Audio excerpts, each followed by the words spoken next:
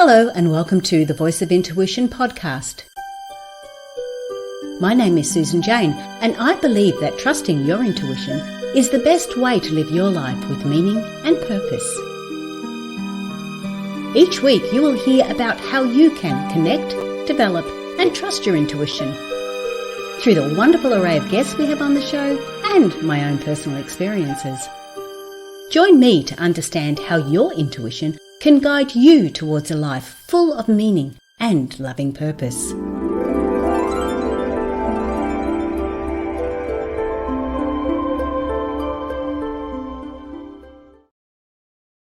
Hello and welcome to the Voice of Intuition, the show that helps you connect with your intuitive nature. And I am Susan Jane. I'm your host for the show, and we have the lovely Michelle on today. Now, what I'm really going to enjoy with this one, because I'm going to ask them some pretty hard-hitting questions. I think I've said that before, and they probably weren't that hard-hitting, but they were interesting because today it's all about how we're helping ourselves to help our children. And that's how I'm looking at it. And yes, I believe that parenting has changed a lot, but the basics are still there. The basic understanding is still there.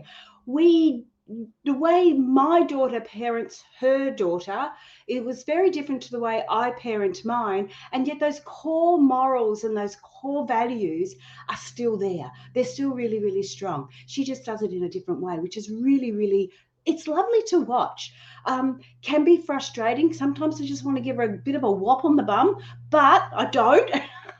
And I respect how my daughter raises her children, or my daughters raise their children, I should say, because I'm learning as well. And that's what today's all about. It's about how we can learn and take on some new understandings, take on some new ideas. And we have the expert for that, I can assure you. So welcome to the show, Michelle Henderson. Hey, well, thank you so much for having me. I am so excited for this conversation. Same here. I'm really like, because we are going to be looking at autism as well. And I know autism is what they call is a spectrum. It's like a slide. So one can have a great deal of it and one can have just a touch of it. We've got everything in between. So I understand that. But I also want to get an understanding of what the connection with it is with autism and our spirituality and that intuitive side of us. But first of all, who is Michelle Henderson? Who are you? How did you get from wherever you were to where you are now? And, I laugh whenever people ask me that because I always say, it helps to have a little bit ADHD as well, to be able to do a lot of things that I've done. I've just kept moving and growing and learning so much. So I really feel like I need to start, whenever I started finding out about being intuitive and also being an empath and feeling the energy around me and thinking that I was so different. And this happened when I was a child. And I became so shy because I'm thinking I can feel all these emotions, I can feel all this energy. I don't know what's going on. And sometimes I would know something before it would happen. And then my spiritual awakening happened whenever I was 21, and spirit was like, hello, we are here. So I got visited a lot, and I didn't really understand it. My parents never talked about it. I grew up in a very conservative home, so they did the best that they could, but they didn't really understand it either. And so I thought, oh my goodness, I don't know what's happening. I think I'm either going crazy or there is something spiritual going on. So I actually I went to my minister, and she said, you know what, if you don't like what's happening right now in the spiritual realm, you can tell them to go away until you're ready. And she was so right. I felt like I needed to be in control of what was happening, and I just didn't know how. So I went to a psychic medium, and she helped me through the steps of learning how to control what was going on. And then I understood, it's nothing to be afraid of. So as an educator, what I decided to do, and I was raising my children, I thought, you know what, Spirit, I do want to work with you, but to help children that I work with and the parents that I work with. And so what I did is I really tuned in helping the situation. And I was a school teacher. I could feel whenever the parents got angry, and I could send them love energy back so that I could help them, really think straight, because when you get emotional, you're not really thinking. And then I started as a educational diagnostician. I started working with children with autism, and went to an intervention school that taught you different methods. And that's where I found where you can use the drama techniques to help autism children with social skills. They learn about their emotions. They know how to do that emotional regulation. They know how to control all that. And I worked with a lot of kiddos that I knew that they were very spiritual. I could just feel the energy around them. And a lot of times I could communicate with them without saying words. It was almost like an energy exchange. And then right before COVID happened, I decided to go ahead and go full time as a spiritual advisor. I started taking classes through Lisa Williams programs. And we were together, for 9 months, and there were 30 of us in there. And I learned so much. I found out there are so many people like me. I found my group, and everybody had the same thing, that as children, their parents didn't know what to do either. They were either afraid, or they said, oh, that's just your imagination, or you're being too emotional. And so I thought, you know what? I've got to do something. And so what I did is I went ahead, and everything that I learned as an intuitive, I went ahead and put it all together for tools for parents so that other light workers can come in and say, you know what? I can help you. And it has been such a wonderful ride. And Spirit just, know exactly what's going on. And I'm just so glad that I said yes to this adventure of helping parents and children. But as I was doing research, yes, it showed that a lot of kiddos, especially ours that are sensory, that's autism, when you're very sensory overload, and just teaching them strategies where they're not alone and they can deal with all these emotions. So it's just so exciting to learn all of this. Yeah. Yeah. Okay, you jumped into what autism is, and that's one of the Yes. things I did want to go into it because Yeah. as I said at the beginning, I know it's a spectrum. I know it's a scale. It's a sliding scale.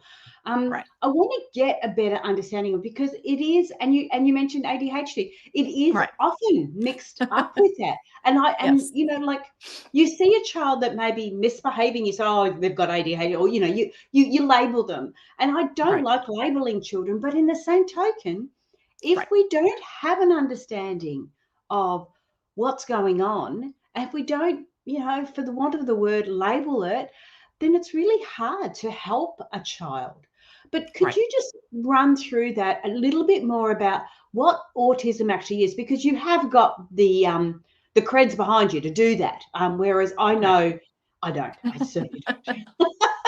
Right. And it's really changed. Okay. So it actually started in the 50s. And a lot of people don't realize that this has been around. A lot of people weren't really educated about the autism spectrum until the 90s. And that's about the period of time I was in education and started learning about it and going to school and getting my degree in it. And it's changed even since then, because Asperger's was actually a part of autism. So that was the DSM-3 and that was the DSM-4. And when I say the DSM, that's where we find all of, like you said, labels that psychologists look at. They go through and say, okay, the child meets a certain criteria. And now, if through the DSM-5, they've taken out Asperger's. And now you have just a big umbrella of, like you said, different degrees of autism. It could be somebody who is nonverbal to somebody who is almost like a genius and can talk about anything scientifically or whatever. But what you look at, and what really the number one thing is social skills. They really do not, children under the spectrum, they do not understand social skills. And that's where the anxiety comes in. And that's why sometimes they really shut down, or they won't have anything to do with you because they don't understand the social world. So they have to be taught. Then there's communication, which a lot of times goes exactly with social skills. Okay. So children, when they're really young, under the spectrum, won't know how to ask for something. So they'll do it through different type of behaviors. Okay.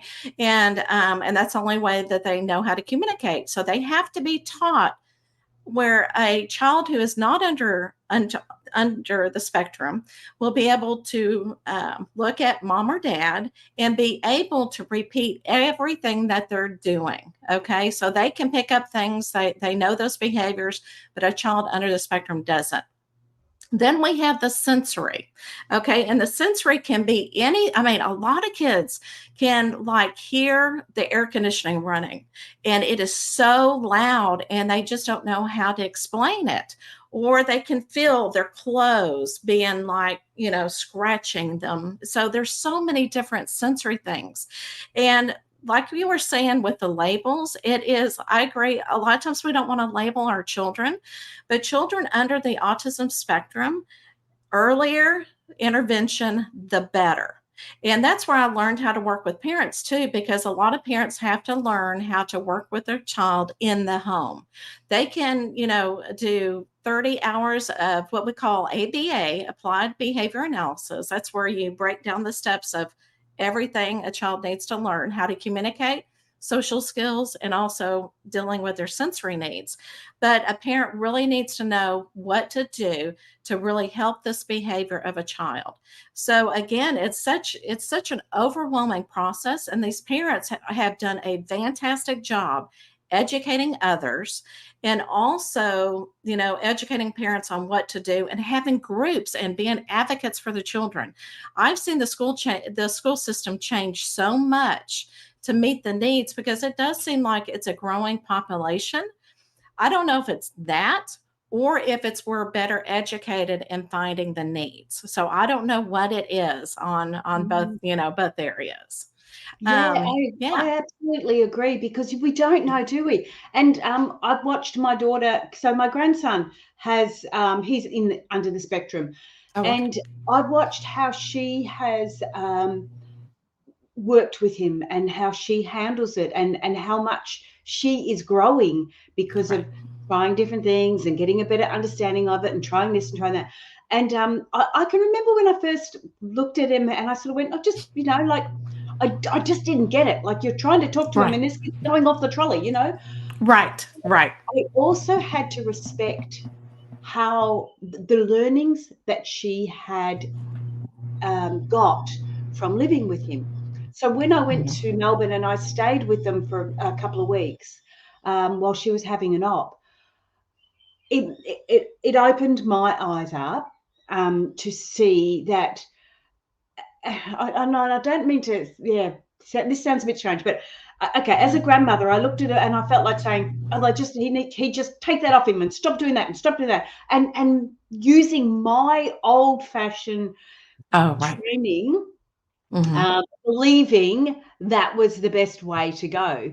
And it wasn't until I was there and watching what was going on, and how she could work him, and how she could change things up Right. to achieve the right result. And I was a little bit gobsmacked. I have to be honest. It was like, oh my goodness, it's a whole different level of parenting. And I Hmm. take my hat off to her and any other Absolutely. parent, Hmm. any other parent that is going through that, because it is so hard. It is such a huge change from how you were raised, and how you were parented. You Right. can't use the same techniques. You have to learn completely new techniques.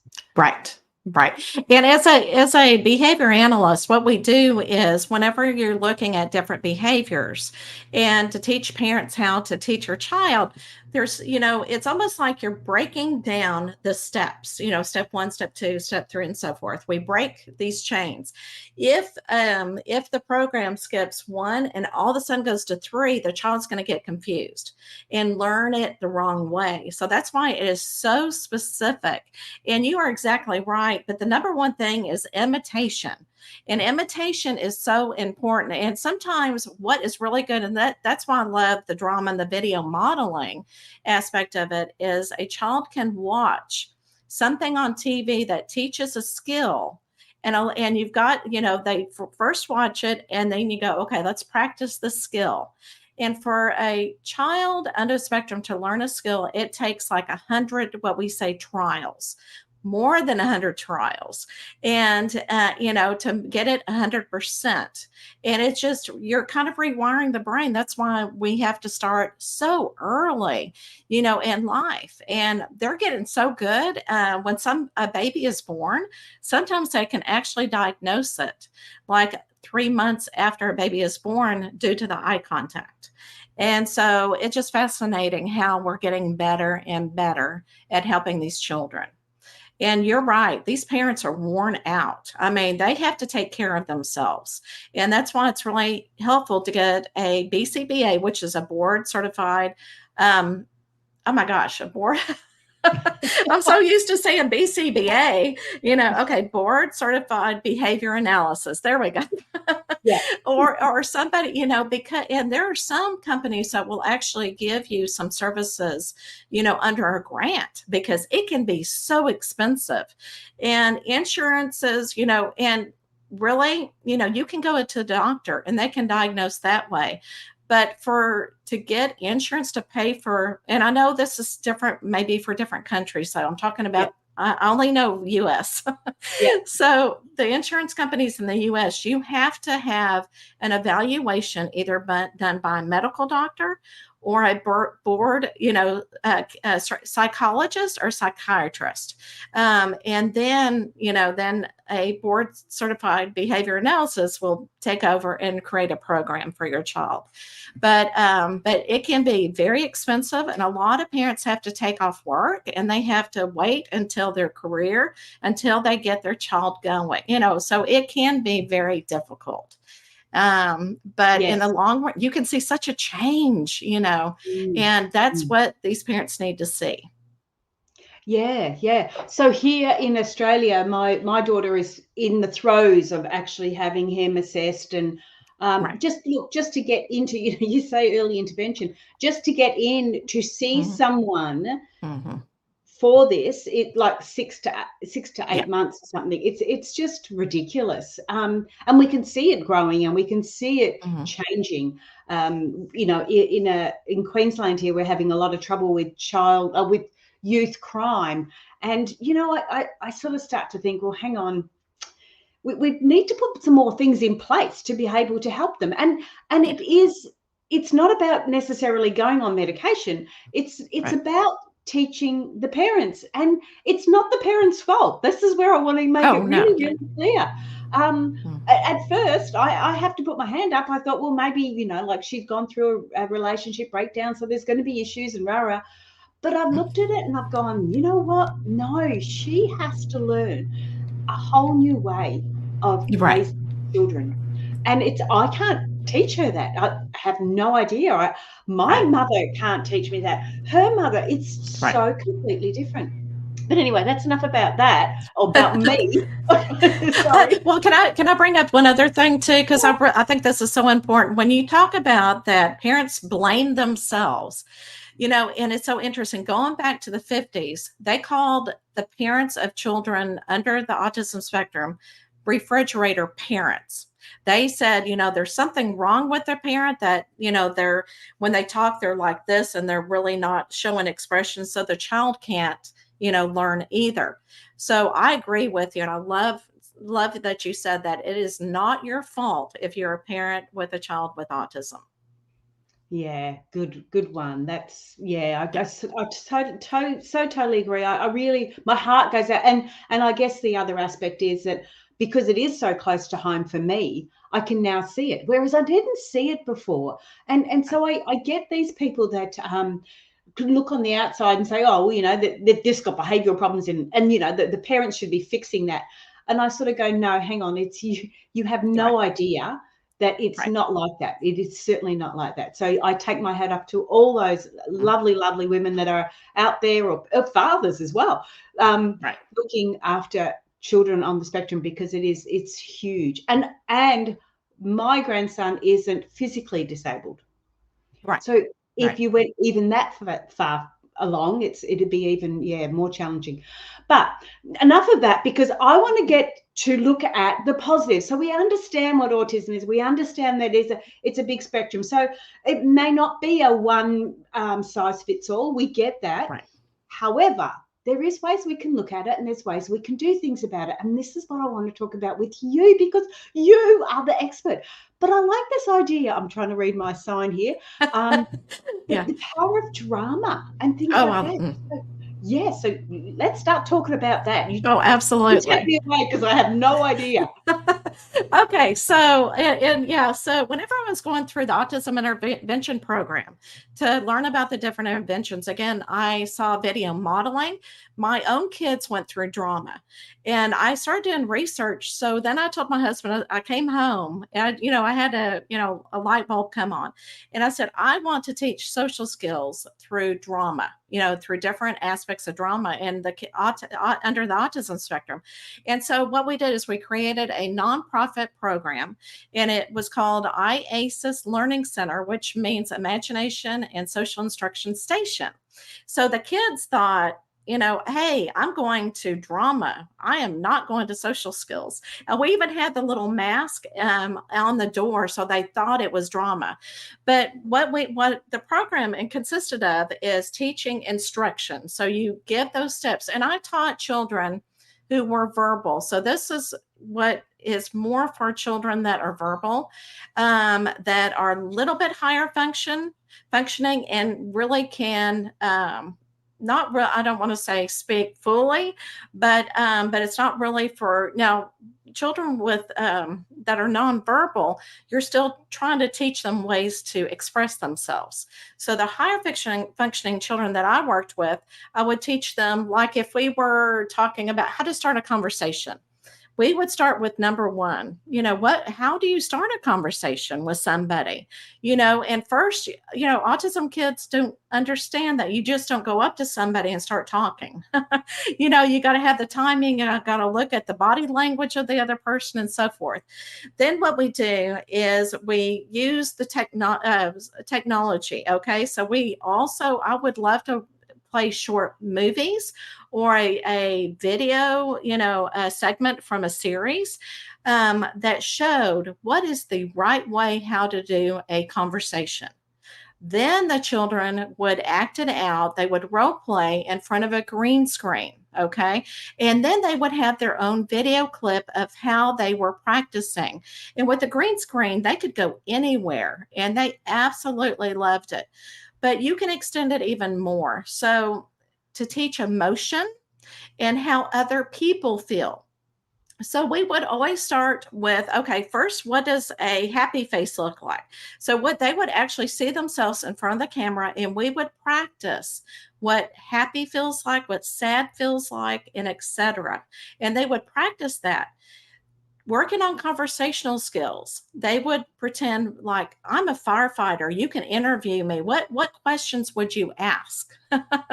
And then they get to really feel about, well, how does this person feel in a different, a different situation. So I would show them, a lot of times I would show them a clip of a little girl getting hit by somebody else or being bullied. And I go, okay, how do you think this child feels? And it's so interesting what they would come up with. So we would talk about, okay, now we can, since we know what sad feels like, that is what sad and feeling ashamed feels like, and not knowing what to do. And so, there's so many things that you can do with drama. And improv is what I absolutely loved, because the improv, whenever they're interviewing or they're role playing, they don't have a script in front of them. They're having to do the spontaneous language that they don't really understand. And they had so much fun, especially when they would get hats on, and then we would replay the feed, and they would just absolutely love that. But the younger ones, one time we would do a wait like in a restaurant, and they would get their little pad out and they would start talking like, what do you want? And then we would do cooking shows. Cooking shows are not easy, okay, because you're having to explain to somebody how to do something. And they're having, the equipment in front of them. They're having the sandwich, so they would have to explain how to make a peanut butter and jelly sandwich. And if they didn't really know the steps, I would stand beside them and kind of prompt them along the way. But there's so many things that you can do with drama that, not only teaches children under the spectrum, but also children that are, just needing to learn social skills, period. There's so many different aspects. I could go on all day and talk about this. I could go on forever, but hopefully I gave you kind of a puzzle piece of it. Yeah, no, that sounds really interesting. So if somebody was doing that at home, you could almost do like a I don't know, a TikTok type aspect, a social media type thing, where the children can actually learn and do some stuff and put it up there. And oh yeah, yeah, absolutely. Yeah, absolutely. And we did, okay, so whenever I did all this, okay, when I opened up the social skill program, it was actually in 2006. So green screen, a lot of people didn't have the technology to use it. So now there's so many things that you can use with technology, but it's still important to teach the skills. Okay, they can do a TikTok, they can have fun with with the video and everything, but you still have to teach them, what are different social skills. And what I tell people is you can buy a social skill book, that teachers have, and look at the table of contents, and it can break down all of the different skills that you can teach a child. And I mean, break those down so good. So that will kind of help lead the way. But yeah, but then they can role play and then put it on TikTok if they want to. Oh, so I was just about to talk and I'm not even in the screen. You've got a book out and it's called The 3-Element Social Skills Program, Instruction, Right. Drama and Technology by Michelle Henderson. Now, Right. is that what you were referring to? So if somebody Yes. purchased that book, that would have all those social skills and how we could go forward using them? Right. So yeah, so I have broken down different social skills that you can actually teach. And in the book also it has pictures, because okay, so whenever a child would sign up for the program, so that I knew how to where they were lacking in their social skills, I would actually do like an informal evaluation. So I would show them a picture of a different social situation and ask them, tell me about what's happening in this picture. And you can take any family pictures or any picture that you see and say, what is going on here? And let them explain it to you. And if they leave out feelings, then talk about, well, how do you think they're feeling in this picture? What do you think they need to do to help themselves in this situation? So you really need to know where the child is, and then you can start asking them questions. But that's a good place to start as well. So if they don't know about feelings, that's where you start. Okay, so that book is The 3-Element Social Skill Program, Instruction, Drama and Technology by Michelle Henderson. Right. Now, can they get that on Amazon? They can. So it is on Amazon now. Yes. Beautiful. Yes. Or can they get it through Michelle Henderson medium.com, your website? It is not on my website, only on Amazon. That was a good um, plug for you then. Too. yeah, yeah, absolutely, absolutely. And yeah, so it's on Amazon. And when they read it, they got to remember that it was actually on the DSM-4. So that's when we actually had Asperger's, and now we've had DSM-5. So that part of the book, whenever I'm talking about the different criteria for autism spectrum, it's a little bit different now. So that's part of the book that if I could go back and change it, I would. Yeah, but I mean, that's all part of it too. And I know Yeah, that with my book when I wrote it, there's parts in there now that I sort of go, well, I've progressed further and moved further. But that's when right, you can still do that later on. But that's a right, book right, there. At least it gives them an understanding of what to look at. right. Like I said, if I gave that to my daughter, she would know. She would already have that assessment. Oh no, he's not very good at that, or he doesn't handle. There's Oh, times right. there when he gets really loud and sensory that, and there's other Yes. times when he just can't handle the noise at all. Right. So, Right. so she has a very good understanding of that side of it. So yes, it gives you something to go with. And Oh, absolutely. yeah, Absolutely. yeah, And a I can lot see them doing that. Sorry. Yeah, a lot of, oh no, it's okay. Video modeling and I do need to bring that up because especially children, if they are, nonverbal, this also helps them. There's different video modeling softwares, and what that does is it shows again just different social skills with either a cartoon character or real people. They even have one for middle school, which is awesome. And what they do is they show the clip and then they ask the child questions after the clip, and it is a wonderful app now. And so I can't really tell you which ones are out there now because it's always changing. And I would find one that really works for your child. Yeah, that sounds really good. Yeah. Okay, so we've talked. I'm just going to make sure we're covering off on everything.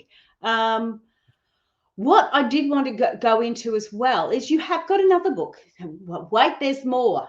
And this is Spiritual Nurturing for Intuitive Children. Oh, that's what I was going to ask you. What Right. is the relationship between autism and spirituality or intuitive children? Like, uh, are, are children with autism more spiritual, less spiritual, same? Like, where do we sit there?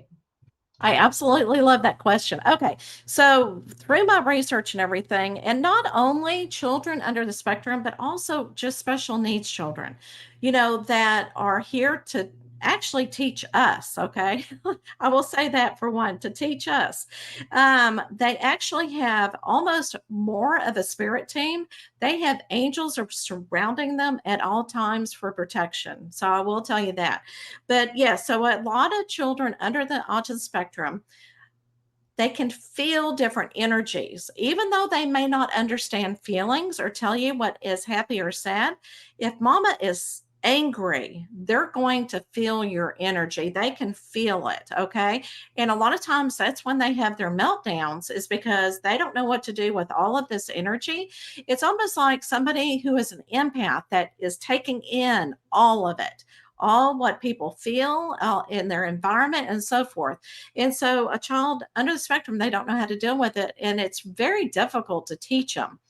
Some nonverbal children can also telepathically hear what you're saying. You can communicate with them. Okay. And I always started with my energy. So if I worked with a child who was having a meltdown, is I would send my energy to them. I could see them suddenly start coming down a little bit. And then I would start talking to them. And it's almost like they would look at me at that point, and I said, "Calm down, it's okay." And I went, yeah. So I now 100% can't tell you that they did, but I could tell that their behavior was changing. And a lot of times, whenever they're doing the stimming, what we call, it's almost like a self-regulation. They're trying to calm themselves down. It is kind of a neurological thing. But a lot of times they'll look up and they'll see something there. And a lot of times and they would start laughing. And a lot of my children, I would say, okay, who are you laughing at? And I said, come back over here, tell them goodbye and come back over here. And they would, but it was like they were, entertaining somebody was entertaining them. I also feel like they can see the different grids here on Earth, the different colors, and just see the vibrant colors that we cannot see. Now, the question you asked me is, do I feel like a lot of the children under the spectrum or any of the special needs are more spiritual? And you know what? I would say probably yes, because again, they're here to teach us some things. Now, in the 1960s, of course, we had Nancy Tate, who verified the indigo children because she could see the purple in their aura, Mm. and we're finding out. And then we have the indigo children, who a lot of them are under the autism spectrum. And I'm sorry, I said indigo again, didn't I? Yeah. Okay. I'm going blank. What they're called? Hold on. Wait. Indigo. I know that, this is I, why. I know, and I know exactly what you mean, and I can't help you because I can't I think know. I'm any going. Okay, so Nancy Tamp did the Indigo Children, indigo children yet. and then There's Doreen another. Virtue came up with a different. I'm sorry. What? Yeah, there was another name for the children, and I can't. There wasn't the light workers, because that's more of no, but there is another name. And And Rainbow Children came as well after that. yeah, And but yeah, so a lot of these children that are under the spectrum are here for a reason, and they're here to really enhance the energy. And some of these children are so bright and so rich with numbers, they're actually helping us with technology. So they are here for a reason, just like what we are. But I just feel like the spiritual world is not very far from them. Okay. And so that's why we really need to embrace where they are and accept them as they are. And I know that I actually came in contact with a parent who, she said, you know what? At one time, the BCBA was telling me to do something, but you know what? I didn't feel like that was right for my child. I wanted to meet them where they were. And so she had that intuitiveness, and where she could tune into her own child and work with them that way. And that way she saw a huge change. So it's different for everybody. But I think these children are definitely in tune to where we're, with us and with Mother Earth and with spirit. beautiful. And just while we're on that too, because that is the name of your other book, Spiritual Nurturing for Intuitive Children. So it's about training parents to embrace and enhance their psychic child's ability. Okay, so again by Michelle Henderson. So obviously, because that's who you are. That was a bit of a germ moment. Now the other, because we're starting to get a bit low on time now. Right. I did. Oh gosh, what was it? Oh, there was something else I was going to say, and I can't remember what it was now. What I got out of that just before when you were saying it, what did I get out of that? Oh my goodness, my head's gone. Oh, It's it's just, okay. I know. I know when we're kind of talking about different things and kind of different subjects, it's really hard to, yeah, concentrate yeah, on and that. the Yeah. indigo children threw me too, because I know that there was another one there, and I can almost hear the people listening yelling at me saying, Oh, I "This is what." know. And you know what? I am actually going to look it up. I thought I had it in my book. It may not be in there because I didn't want to, overwhelm anybody. But it did start with the Indigo Children, and then Yeah, Doreen came out Doreen. with another, and of course she talked about them having ADHD as well, Yes, yeah. and they were here to Oh, conquer the world. I Okay. know what it was. What I really got out of that, what you said, which I noticed, and I do bring it back to myself, because it's part of my learning, and if I can help somebody else, that's great. What I found with my little grandson, if he would get angry, or if he would get uh, uncontrollable, and start to do things like that, it made me do the same. I started to imitate him Oh instead yeah, of, yeah, because yeah, you sort of, I don't know, like against like, you're trying to fight back type thing. But what right, you turned around and said is, as soon as they start doing things like that, you do the opposite. You send calm, loving energy, because right, naturally, if you're bringing in more aggressive energy because you're trying to control them, they're taking that on, and doing the Right. same. And it just escalates and It escalates and does. escalates. It really does. It really does. And they really, and there are some children though that reach a threshold and it's really hard to bring them down. And that's where, yeah, you've got to take a deep breath as well, because again, it's just energy on energy. You just got to take a step back and make sure that they don't hurt themselves, because when they reach a certain point, they really don't realize what they're doing. And they can kick, they can scream, they can hurt themselves. And so you really need to make sure that the safety of the child and know what to do if that does happen. And I did want to bring up something as well. Temple Grayson, okay, is if you don't know anything about her, you've got to look at her. There's a movie about her, actually. And she is this brilliant scientist who has developed something with cows. She could actually really connecting with cows, something about cows. And so she felt like that, because we have cows for meat, and how they are killed was really not great for them, that it would bring them trauma as they died, and she did not want that. And this is coming from somebody under the spectrum that really doesn't understand people. And so she developed a way for cows to go, and I want to say go into their death, such more peaceful way. And I'm thinking, oh my gosh, she really taught us something about, because we have to eat, and so she really helped us learn how to um kill the cows peacefully and in a more humane way.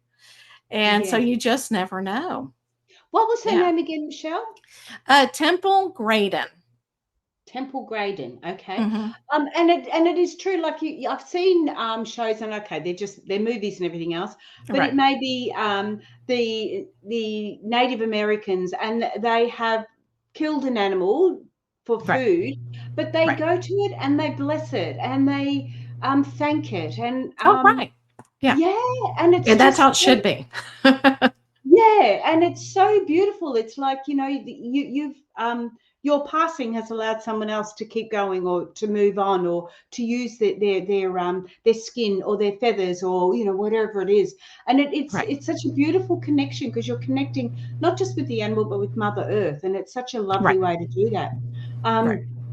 And yes, and as you say, these young children, or even older ones, but Yeah. that are coming through with some amazing skills, that where we try to control them, it's not about that. It's about us learning to see the different ways that they can evolve and really bring back to society, even if they're Right. not.